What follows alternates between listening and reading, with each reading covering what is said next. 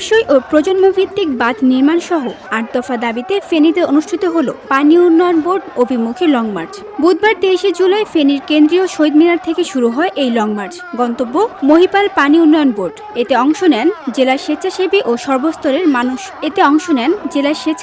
সর্বস্তরের সাধারণ মানুষ। পদযাত্রাকারীরা বলেন, আমরা আর বন্যার পানিতে মরতে চাই না, আমাদের চাই টেকসই বাঁধ, চাই নিরাপদ জীবন। একটুখানি বৃষ্টি নামলে আতঙ্ক নেমে আসে মানুষের মনে। কখন যে বানের পানি ভেঙে নিয়ে যায় সবকিছু, এই ভয় যেন পিছু ছাড়ে না।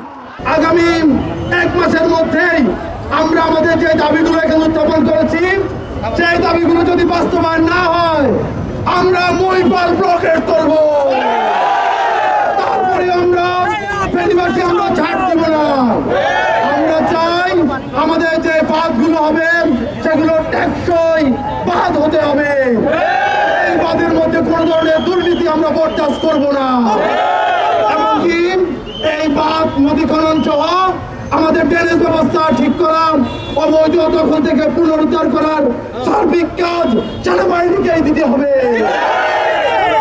লং মার্চে অংশগ্রহণকারীরা উপস্থাপন করেন ৮ দফা দাবি। তাদের দাবিগুলো হলো টেকসই ও প্রজন্মভিত্তিক বাঁধ নির্মাণে সেনাবাহিনীর নিয়োগ, নদী শাসন ও অবৈধ বালু উত্তোলন বন্ধ, মুসাপুর ক্লোজার সহ সংলগ্ন এলাকায় বাঁধ রক্ষণাবেক্ষণ, খাল খনন ও অবৈধ দখলদার উচ্ছেদ, শহরের জলাবদ্ধতা নিরসনে কার্যকর ব্যবস্থা, দুর্যোগ প্রতিরোধে প্রয়োজনীয় সরঞ্জাম সরবরাহ, ২০২৪ সালের বন্যায় ক্ষয়ক্ষতির সঠিক তথ্য প্রকাশ ও ক্ষতিগ্রস্তদের ক্ষতিপূরণ নিশ্চিত করা।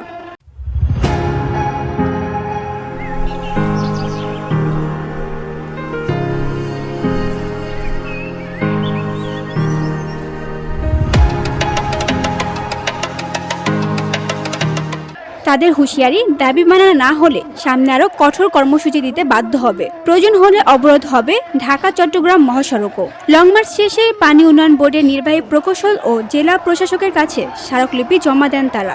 জনগণের একটাই আহ্বান, আমাদের আর চিরামুড়ি দিয়ে নয়, টেকসই বাঁধ দিয়ে বাঁচান। VOD Bangla news desk.